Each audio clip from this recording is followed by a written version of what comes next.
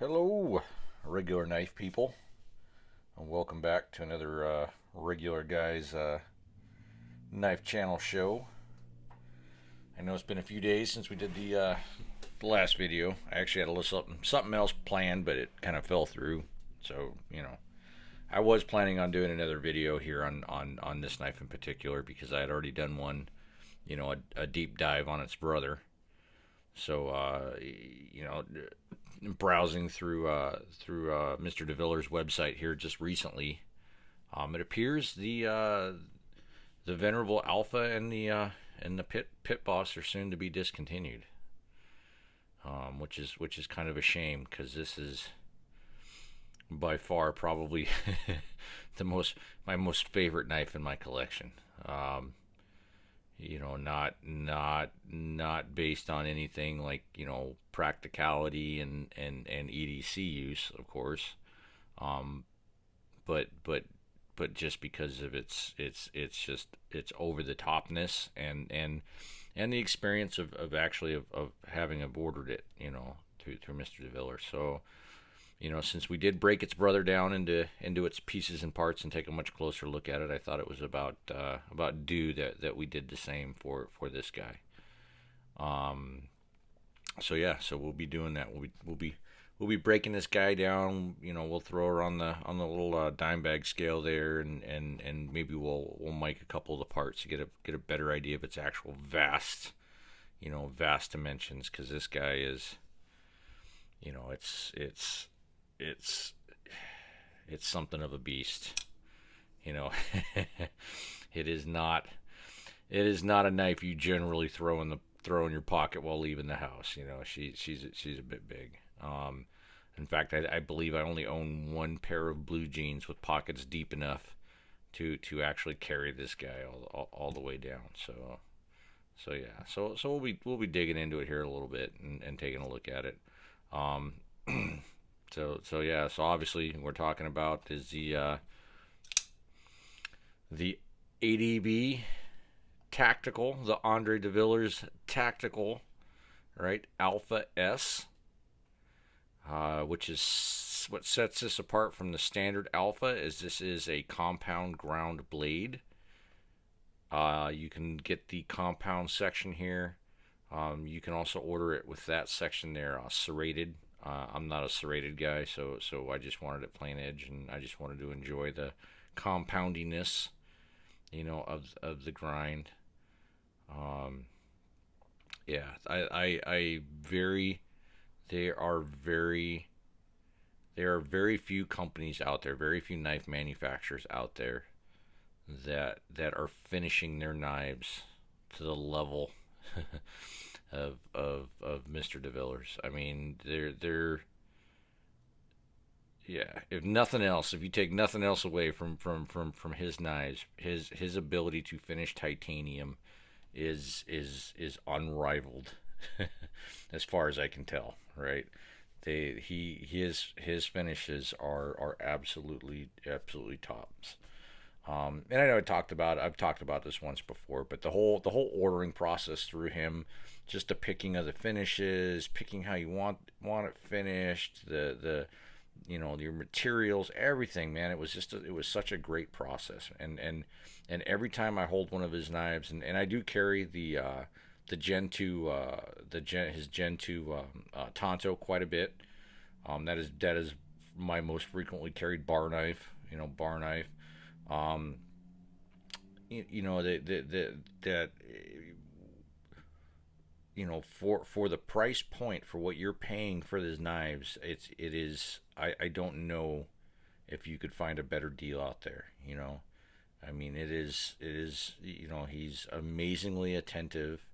There's a lot of two-way communication. He keeps you updated all throughout the process, and it's a fairly fast turnaround from when you order your knife and pick your finishes and your materials and you receive it back in the mail. So yeah. So I thought, in homage to what appears to be the sunset of the Alpha, I thought we would do an in-depth video on it. We'd break it down, take a look at it. Plus, I want to measure the bearings. I think these use I'm I know the Gen 2 Tonto uses multi-row bearings, but I didn't measure it last time I had it apart. I want to measure the bearings, and I know Skiff has got a couple of different offerings for multi-row bearings, and so maybe we'll luck out when we can throw some Skiffs in these guys. But yeah, I figured it's a pretty knife. We'll take it apart and take a look at it. I've got I know I said, I think I mentioned in my last video, I've been refining my stonewash acid etch technique a bit. I picked up a heated stir plate on the Amazon there, and I've been adjusting my technique a little bit there, and I'm getting a lot better and more consistent results with that thing than I was doing just dunking it in a jar. But I should have that video together and uploaded here this weekend, Saturday or Sunday. And so yeah, so you can check out, at least what I'm calling my advanced stone washing techniques. All right, but tonight we're just gonna go, we'll have a chat and go over the ADV Alpha S and revel in all its glory. All right, so like I went over before my last videos, I still feel this is the best padded knife case that comes with any knife out there. The quality of this thing is absolutely unsurpassed. I mean, it's missing all the pockets and the flashiness of like the Grivery 20.5, 80 20.5, but just the quality of this case is fantastic. The other cases actually I've repurposed it to carry around my sunglasses, because it's such a nice case. It's great, and if I wasn't using it for my sunglasses, of course it would be living in a Ziploc baggie inside the giant Toto boxes. But I just wanted to show that off because that is a part of this knife, right? It's a supremely nice case. All right, so let's take a closer look at this knife here.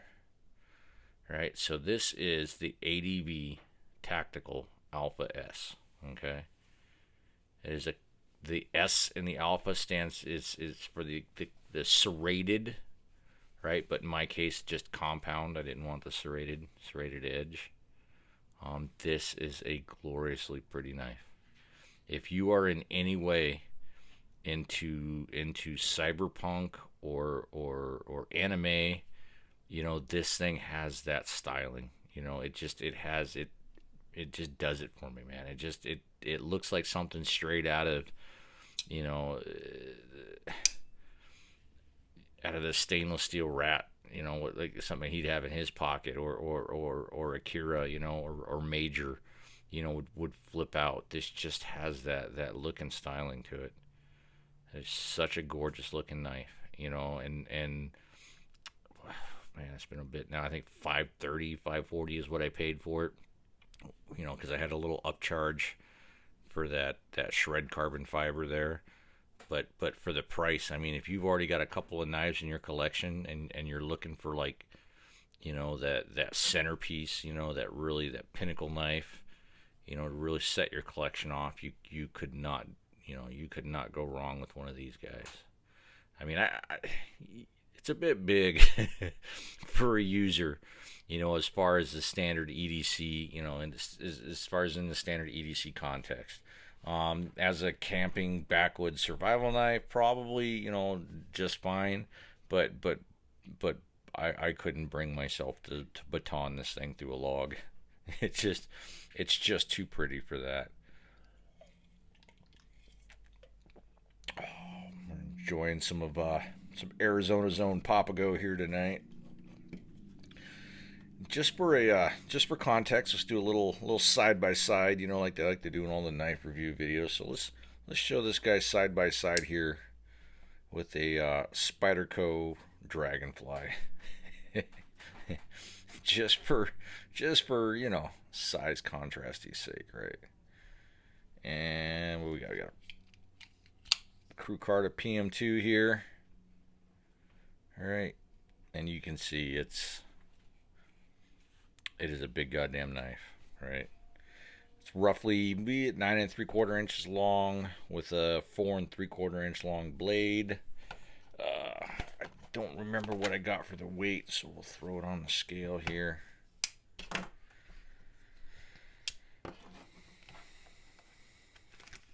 And get a good weight for you.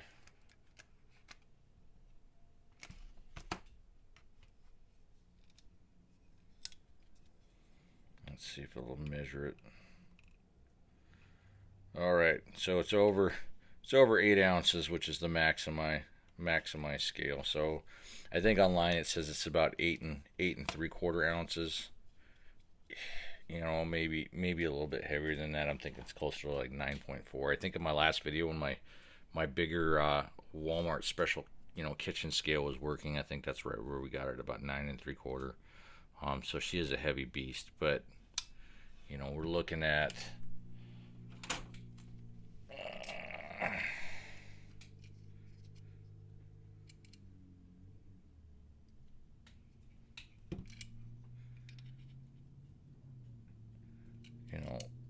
point 22, 22 hundredths of an inch, thick blade there. So 4.5 inches long.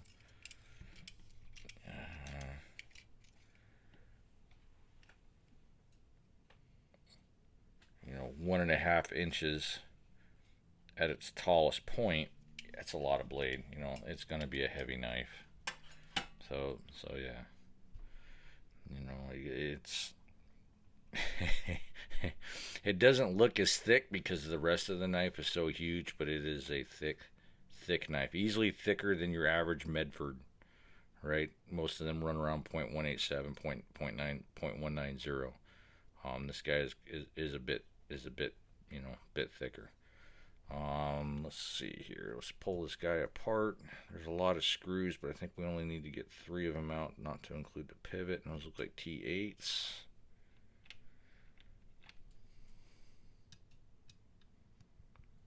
T8s they are.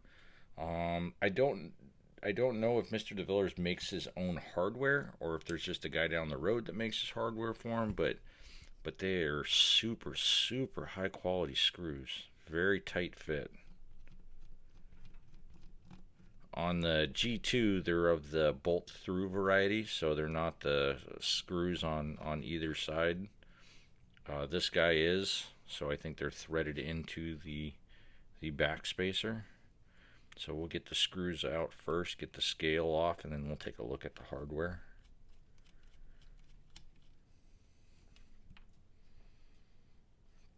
But these are definitely not an off-the-shelf screw.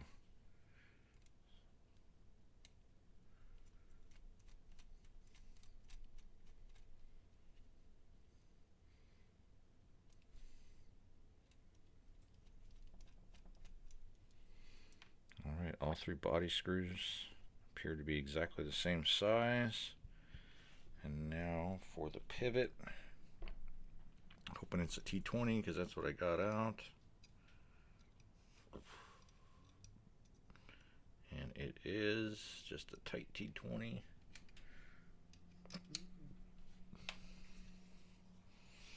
Now this is a button lock with a safety. And so I'm kind of curious to see what the guts look like. I've never had this knife apart, so you'll be seeing it. I'll be seeing it for the first time right along with you. So it is not an anti-rotation style pivot. Secure the opposite side.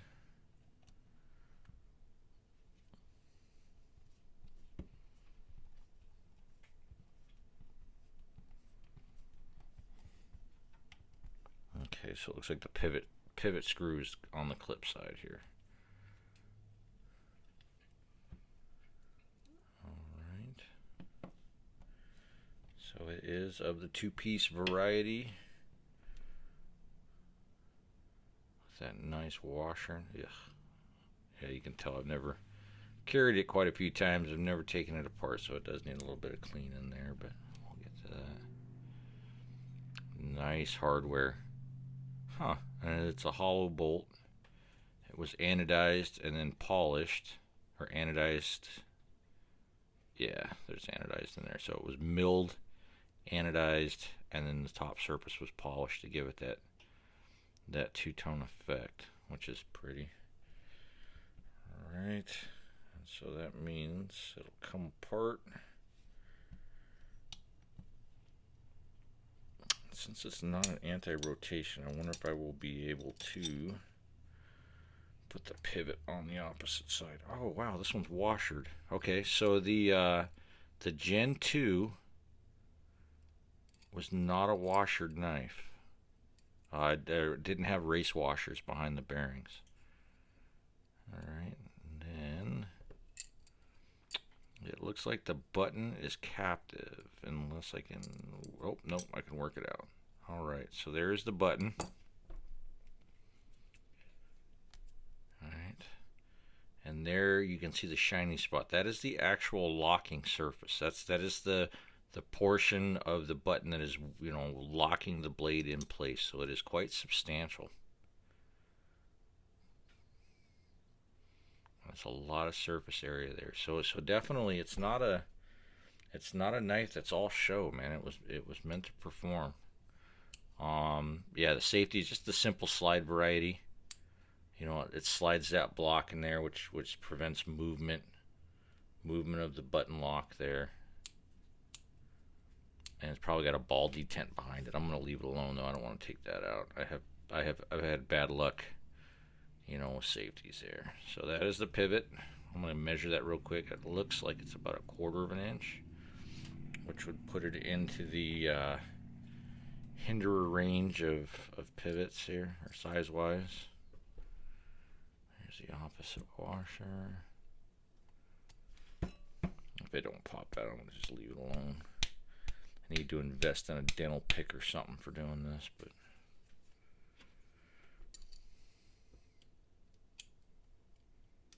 yeah, I'm not going to try to pry that out. But there is a steel washer, a race washer here on this side of the scale. And look at that. I'm going to wipe that so we get a better view here.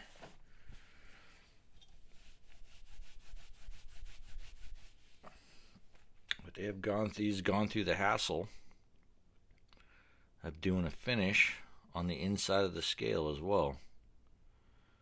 That's not super duper common. You know, usually they just leave them like whatever, and you know they're on the inside of the knife. Nobody sees them in anyways.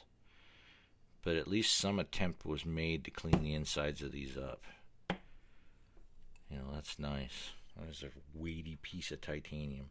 All right, so the back spacer is threaded. It's not a barrel, you know, back spacer with the screws threaded into it on opposite sides. It is definitely a threaded in the back spacer, which is nice because that definitely, you know, lowers the parts count. The blade stop is actually a bolted blade stop, so it's not just you know, an interference fit into a couple of holes. I am going to grab a couple of swabs because this gunk is going to make my eyes twitch. If I don't at least make a small attempt to slightly clean it up while we're talking about it here, my OCD will kick in. We'll get that other bearing out here. So they are big multi-road bearings.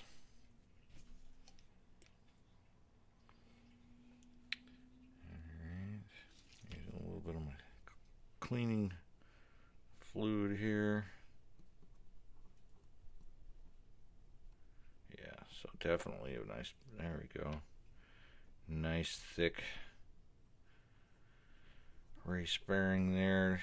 Keep the bearings from eating into the softer titanium. Probably hardened because I am not feeling any grooves whatsoever in there, so probably a hardened bearing, or a hardened washer, excuse me. I'll just give that a kind of a clean up, and then we'll do the inside of the pivot on the blade here. Yeah,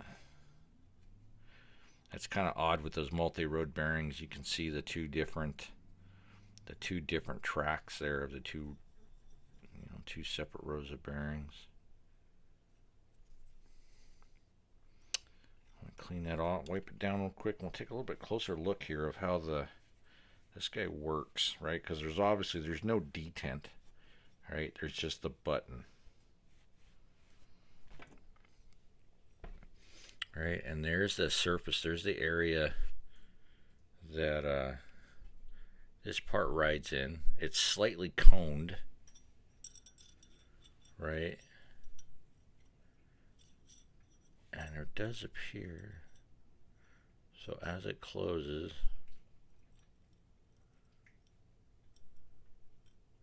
okay, so there you go. See, there is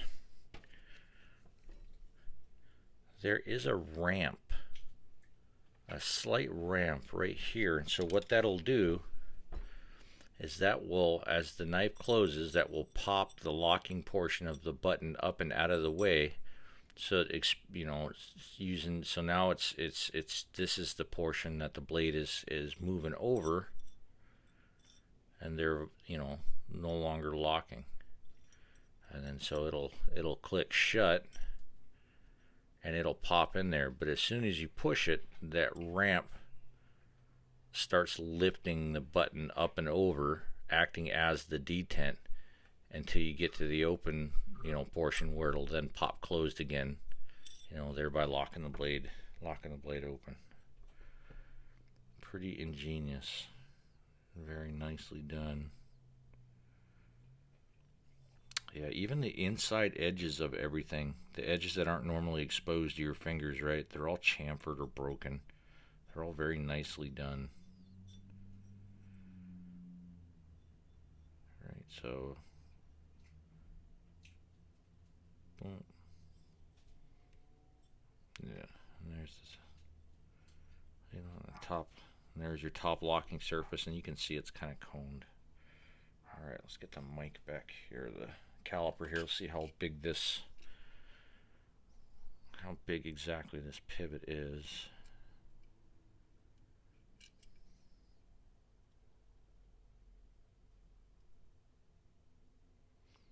So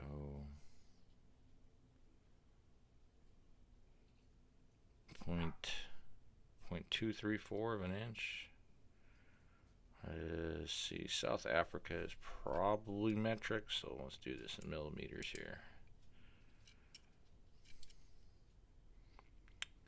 Yeah. So we're looking at about a 6 millimeter-ish pivot.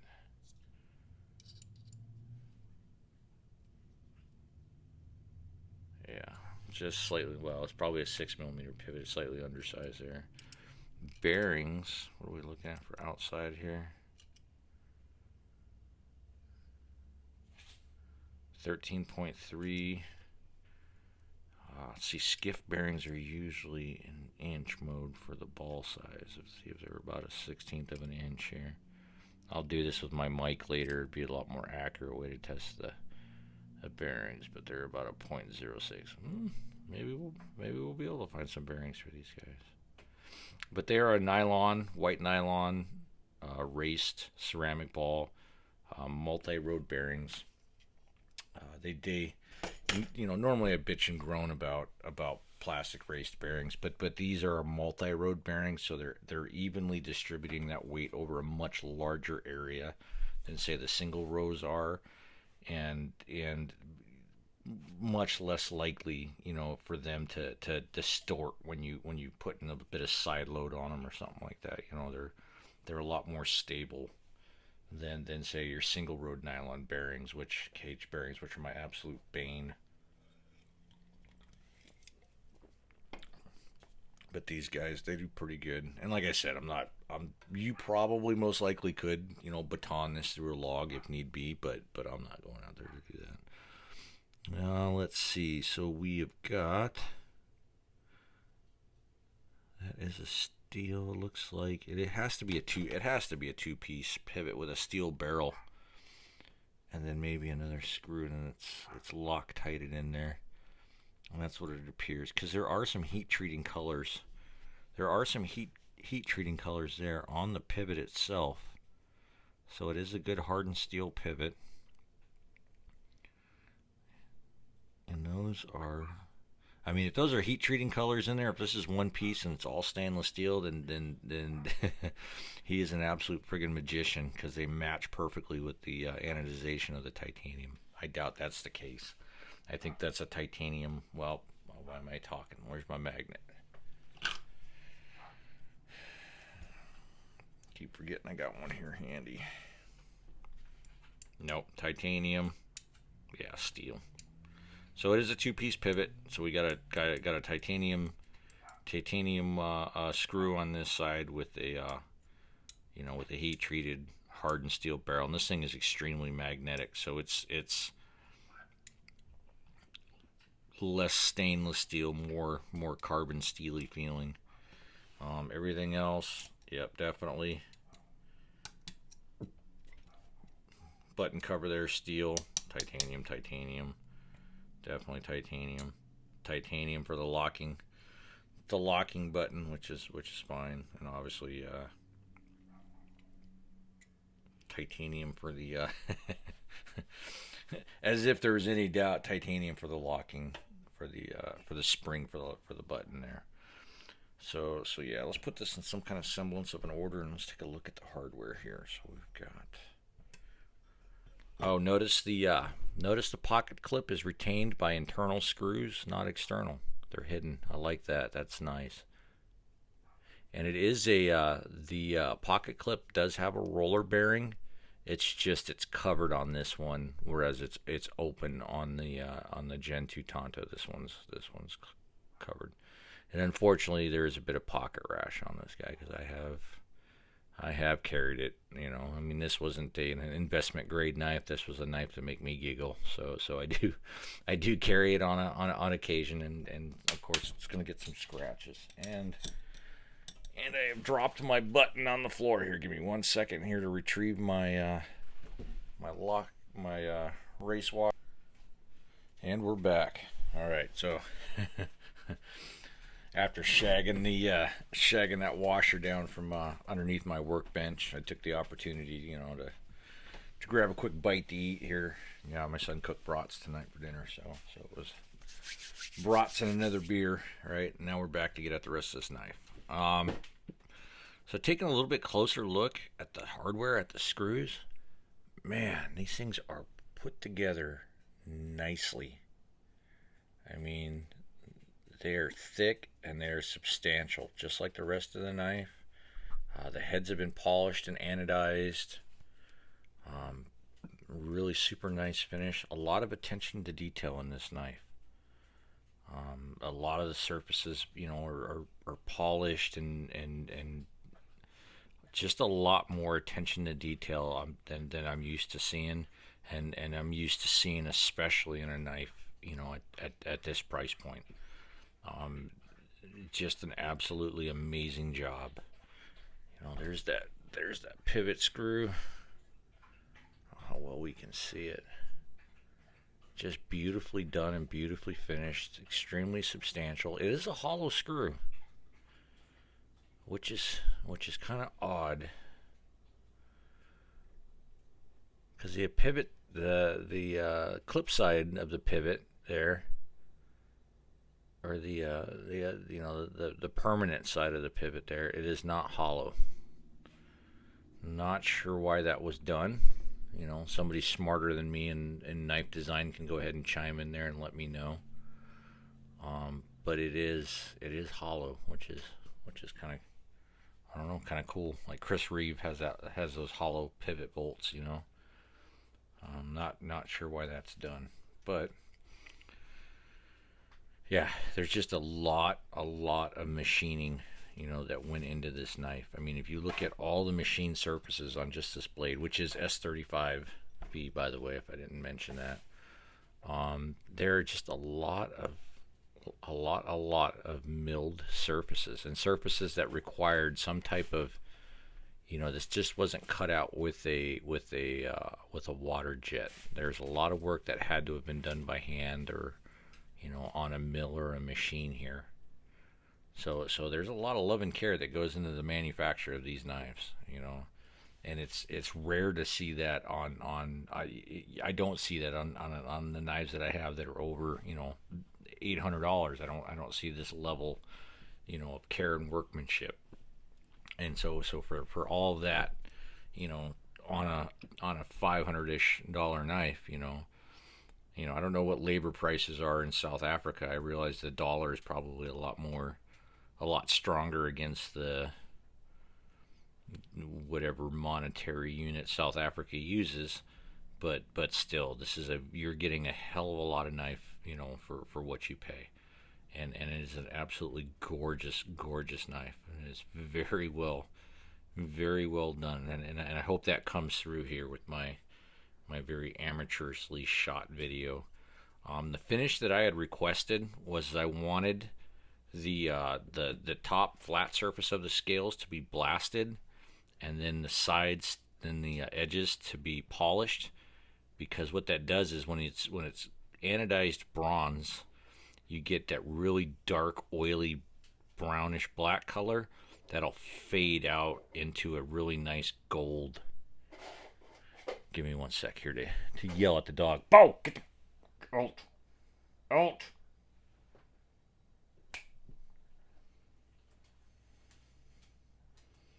Out.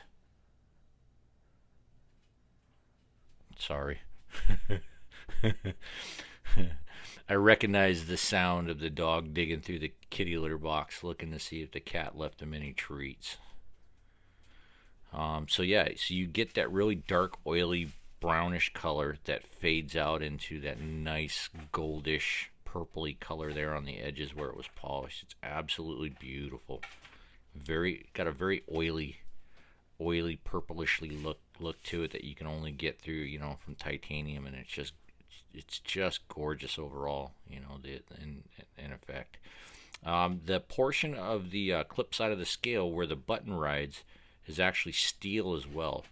So it's hardened steel riding on steel, and so you're not going to get any like that friction you get sometimes from titanium, because titanium can sometimes have kind of a gummy feel to it when used as a bearing surface. And so every part of this knife that could be friction inducing is riding on a steel surface. So that, again, very well thought out. I like how too the stop pin, it's actually secured by screws instead of being kind of floating, because a lot of times what happens is when pressure is put onto the edge of a button lock knife, it wants to cam against that button, and it causes the front of the scales to want to push apart.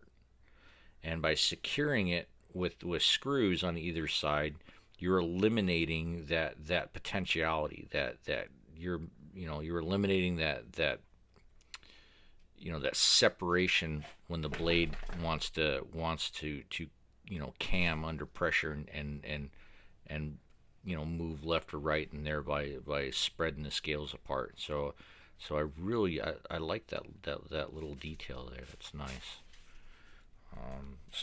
Yeah.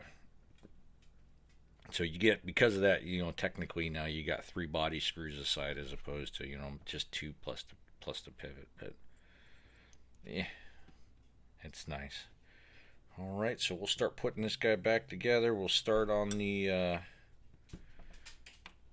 We're gonna reverse the pivot here. Have the pivot side be on the clip side.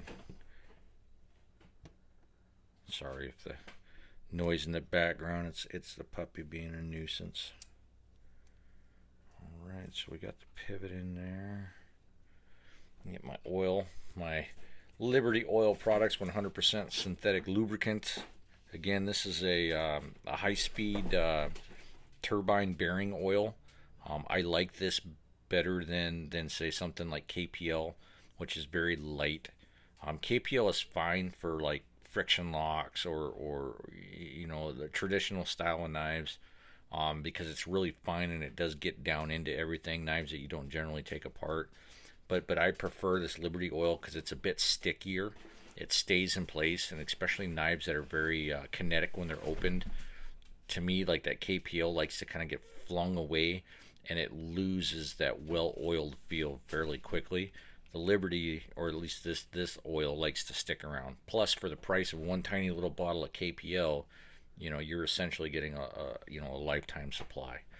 So we'll put a couple dabs here before we drop the race washer in.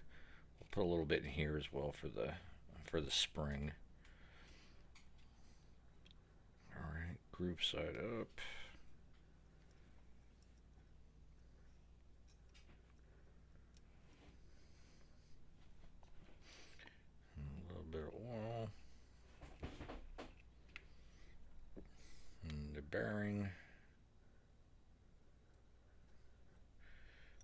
blade, and where do we oil it? Alright, let's see how this goes together here.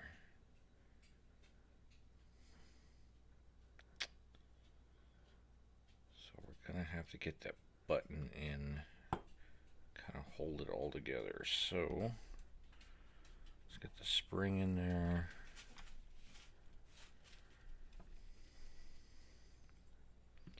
This is going to be a kind of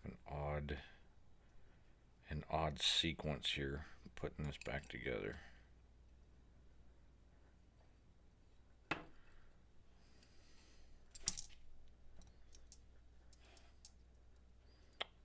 No, I guess the way that slips in there, we don't. Okay, here we go. So we got to get that in there. It's kind of like putting together an auto.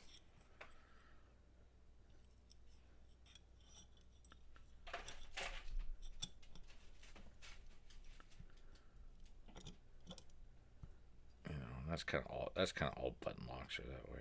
So.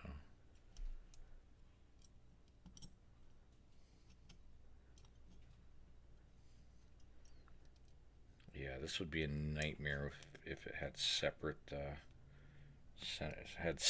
back spacers.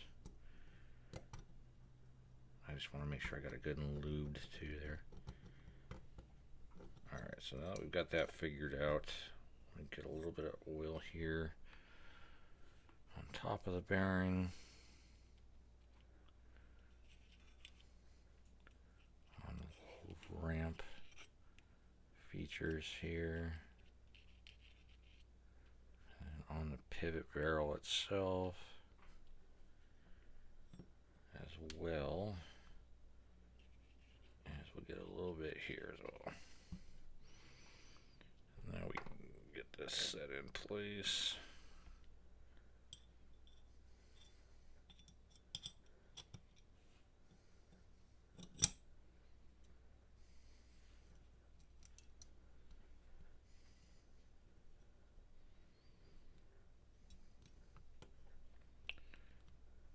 I think what we'll do, see if we can lock the whole shooting match together there like that, and then we can set the scale right down on top.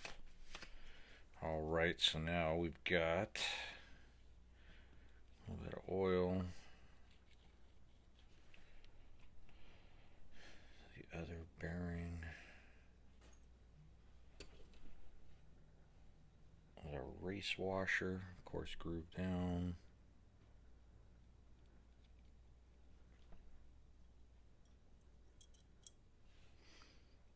Drops of oil on top of that.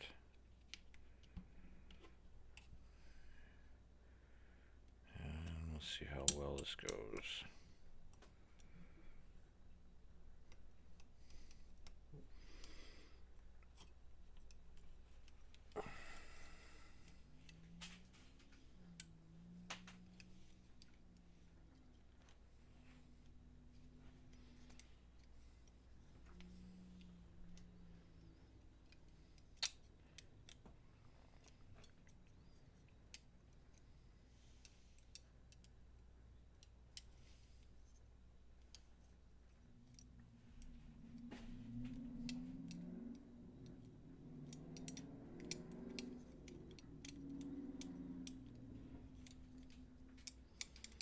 A little bit more complex to put back together than I first thought. So let's try it. Let's try it with the blade open. Maybe that'll be a bit easier because that pivot has to get down inside, and because the way the pocket clip is, we don't have the option to put this together with the scale flat because of course it screws in from the inside. And yeah, this won't be a knife that I take apart quite that often.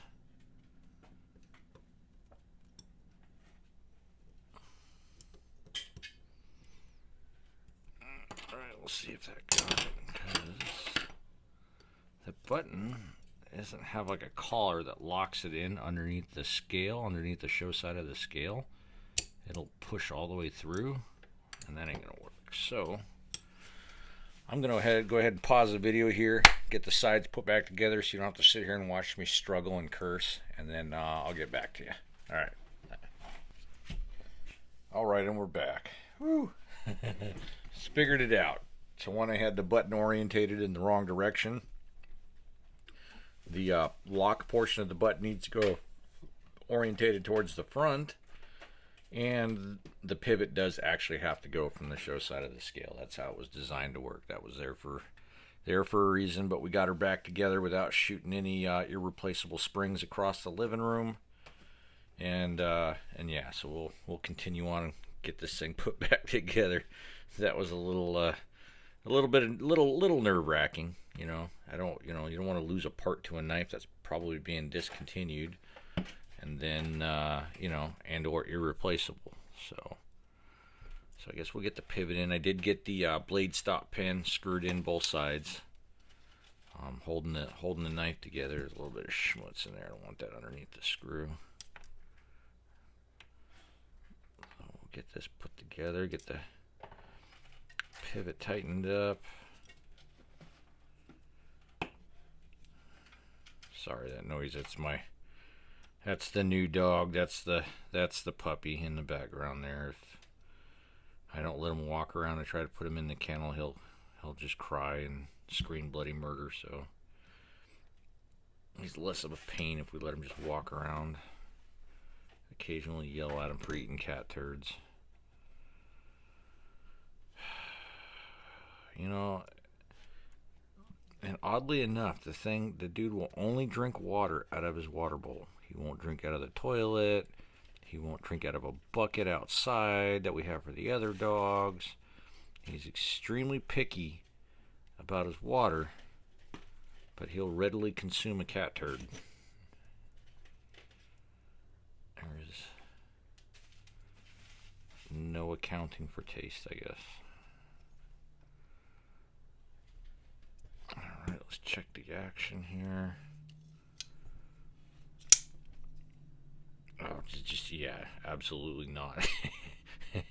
Not a bit of it. This thing is like bank vault friggin' tight lock up here. Let's tighten it up just a smidge more. No wiggle. And I mean, that thing is a guillotine. So you know, maybe I'd like a little bit more resistance to it, but yeah, this thing is definitely a smooth knife. All right, let's check the safety. So the safety is a double action safety. It'll work in both the open position and in the closed position, which is kind of cool. Kind of cool. I mean, you know, I don't know. You know, maybe this is one of those few button lock knives that actually needs a safety. If your finger's in the wrong place when you unlock that blade, I can easily see you losing it. I know that jewelry cloth looks terrible. It's probably time for a new one. I've been doing a lot of acid etching lately and cleaning my messes up with it because it's always handy, and now it's pretty disgusting. I know, I'm sorry, but yeah. So there you go. We kind of saw the disassembly. We saw most of the reassembly, and we went over a little bit of the pertinence on this guy. But that is the ADV. Man, I think maybe I should have went with a stone washed on the blade. I don't know that. I wanted a matte. I wanted a kind of a satin polish on it. And good Lord, is it a fingerprint magnet? But yeah, that is the ADV. That is the ADV Alpha S. You know, that is Mr. Andre de Villiers' masterpiece right there, and I couldn't agree more. It is an absolute gorgeous knife, and it's kind of sad. I mean, I know he's been around for like 30-ish years or so, and this knife, and then there's a similar one called the Pit Boss that has always been associated with him, and it's going to be kind of sad to see these knives discontinued. I feel that, like, you know, I like, there's certain knives that makers are known for, right? If it's Medford, it's that Tonto Praetorian, right? That's When you think of Medford, that is the knife. That full size Tonto Praetorian is the knife that pops in your head. When you think of Hinderer, right? It is that, it's that XM18, and when I think of ADV, it is the Alpha. That is the knife that comes to mind. That's the knife that I think of, or that I associate, in my in my noggin there. but yeah, so I know it's kind of a light video, light on content, light on talk. I'm kind of under the weather today. Yesterday I had to I played hooky from work today. Stayed home in bed for most of the day, and crawled out because my wife left me a trail of beers, to the living room, to entice me to get off my ass and get my video done. Um, and so yeah, just feeling like absolute shit today, and whatnot. And I apologize. It's probably kind of a filler video, and I apologize if you guys got all excited and were wanting to see the video. But yeah, it is what it is. And oh shit, almost forgot to mention. We'll call this the 100th subscriber video. This isn't the video I wanted to do for my 100 subscribers. That was going to be my advanced stonewash video, but yeah, I couldn't. I needed more knives to stonewash. All right, I didn't have enough knives that I was willing to sacrifice to the gods of mod, and stonewash. So it took me a little bit longer to round up some knives. Just, it was a new technique, and I can tell you, heat it up, with the stir bar going, those things etch fast. And steels that are traditionally a little bit harder to etch, like say like Oz 10, Oz 8. Yeah, heating it and stirring it and agitating it, man, it's fast. The agitating it doesn't really speed it up. It does speed it up, but what it really does is it helps prevent that film from forming that you'll see when you're acid etching, and so I get a much more consistent color across the entire blade with that little stir bar whizzing. But you guys will see that this weekend. I'm excited to show you that video, just because I've never seen anybody use this technique before, and I'd like to think I invented it, and I'll go on thinking I invented it until some some tryhard comes along and lets me know I'm full of shit in the comments. But yeah, this is my I think I'm up to about 107 subscribers now. I 100% for a fact know that subscriber number 100 was my son.